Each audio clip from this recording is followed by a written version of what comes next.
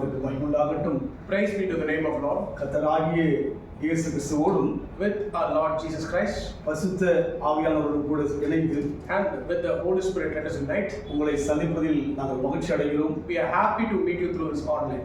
கர்த்தராகிய இயேசு கிறிஸ்துவின் கிருபையும் by the grace of our Lord Jesus Christ பரிசுத்த ஆவியானுடைய பிரசன்னமும் and the presence of the Holy Spirit உங்கள் இல்லத்தில் வருவதையும் in your homes, உங்கள் உள்ளத்தில் உணர்வதையும் in your hearts, நிச்சயமாகவே நீங்கள் தொடர்ந்து அனுபவிப்பீர்கள் என்று நாங்கள் விசுவாசிக்கின்றோம். we are believing you will experience the same from here. நாங்களும் இங்கிருந்து we are also experiencing the same. தொடர்ந்து பேசுகின்றோம். We are realizing and speaking to you எங்களுக்குள் ஆவியானவர் தங்கியிருப்பதை நாங்கள் விசுவாசிக்கின்றோம். because we are experiencing the Holy Spirit is leading through this. ஏனென்றால் because விசுவாசித்தால் தேவனுடைய மகிமையை காண்பீர்கள் என்று பார்க்கிறோம். when you believe you will receive the glory of God. விசுவாசம் தான் தேவ பார்வைக்கு உகந்ததாக இருக்கிறது.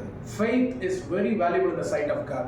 நேற்று நாம் தியானித்த வண்ணமாக as we look on yesterday, உண்மையாய் கூப்பிடுகிற யாவருக்கும் கர்த்தர் சமீபமாய் இருக்கிறார். whoever calls God with a truthful heart, God is near to them. தேவன் உண்மையின் தேவன். God is a truthful God. இன்றைக்கு நாம் அநேக இடங்களை பழகும்போது today when we speak and when we have fellowship with many people, உண்மை குறைவோடு கூட பழகுவோம். but we will not show the reality of our faces. மற்றவர்களிடத்தில் பழகும் போதும் and others also அவர்களுக்குள் உண்மை குறைந்தும் பழகுவார்கள். will not be true to us. ஆனால் தேவன் அப்பேற்பட்டவர் அல்ல. but God is not like other men. வேதத்தில் சொல்கிற வண்ணமாக as the Bible says, உள்ளந்திரைகளை ஆராய்ந்து பார்க்கிறவர். God searches the hearts of people. சிந்தைகளை அறிந்தவர். He reads the minds of யோசனை எல்லாவற்றையும் புரிந்தவர். He remembers the thoughts of people. இதனால் அவர் சமூகத்தில் so in God's presence உண்மை எதிர்பார்க்கிறார். God is expecting truthful என்று சொன்னால் because இந்த வேளையில் கூட வேதத்தில் தியானிக்கும்படியாக in this time let's go to the scriptures. ஓசியாவின் புத்தகம் Hosea 2ஆம் அதிகாரம் chapter 2 20ஆம் வசனம். verse 20. உண்மையாய் உன்னை எனக்கு நியமித்துக் கொள்வேன், நீ கர்த்தரை அறிந்து கொள்வாய். I will even betroth thee unto me in faithfulness, and thou shalt know the Lord. ஆண்டவருடைய அன்பு, God's love, உண்மையான அன்பு. it is faithfulness. அருமையான ஒரு வார்த்தை. The Bible says very beautifully, உண்மையாய் உன்னை எனக்கு நியமித்துக் கொள்வேன்.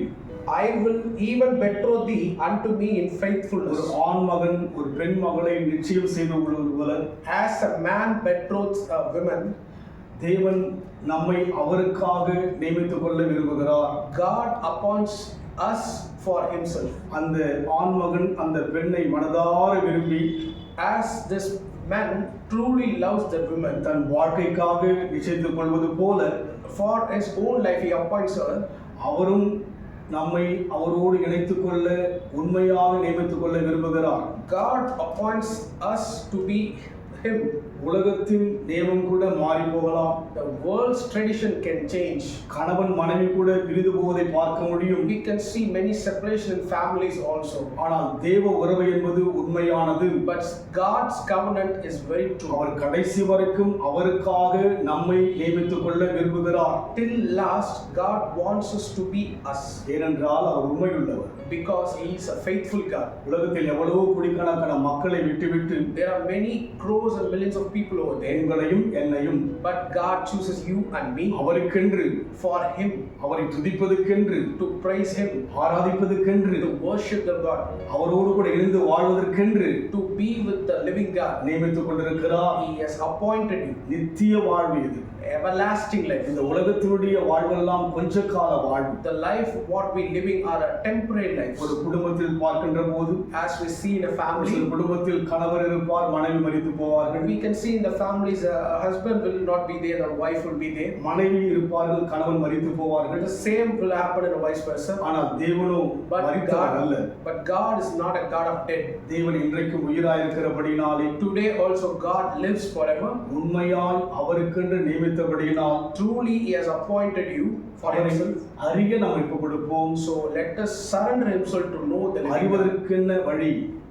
to what to do to understand this God. கையில் இருக்கிற வேத புத்தகம் தான். This Bible is the witness for that. இதை வாசிக்க Let us read it daily. நேசித்து வாசிக்க Let us love and give the time for this அவரை Bible அறிய முடியும். so we can understand God. அவரை அறிவதுதான் உலகத்தில் சிறந்த அறிவாய் இருக்கிறது. It is a great privilege to know the Lord. உண்மையாய் நம்மை அவருக்கென்று நியமித்தபடியினால் Because by faithfulness He has chosen us. நாம் விசேஷமான ஜனங்கள். We are a special people. நாம் நிச்சயமாகவே இந்த உலகத்தில் பாக்கியமுள்ள ஜனங்கள். We are very blessed people in this world. ஆண்டவர் ஆசீர்வதிக்க அழைத்திருக்கிறார். God has called us to bless.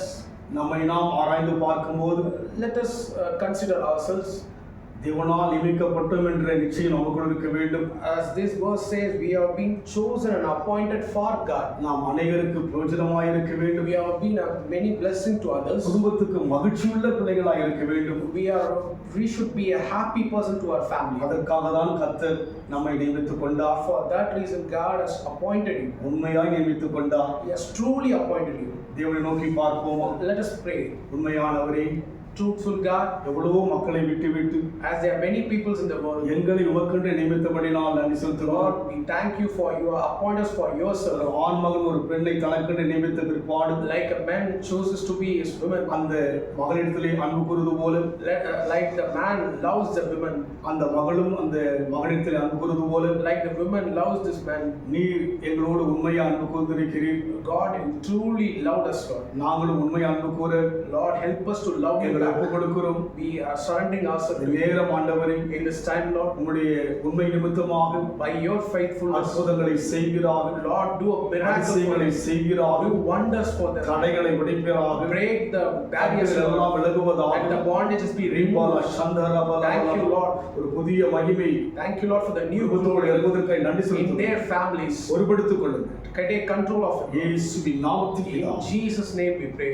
கர்த்தருடைய ஆசீர்வதிப்பாராக. God bless you. இந்த ஆன்லைன் மூலமாக உங்களை சந்திப்பதில் நான் மகிழ்ச்சி அடைகிறேன். We are glad to meet you through this online. தொடர்ந்து இந்த ஊழியத்துக்கு ஜெபித்துக் கொள்ளுங்கள். I request you to continually pray for this ministry. இந்த ஊழியத்தில் நீங்கள் பங்கேற்குங்கள். We want you to partake in this ministry.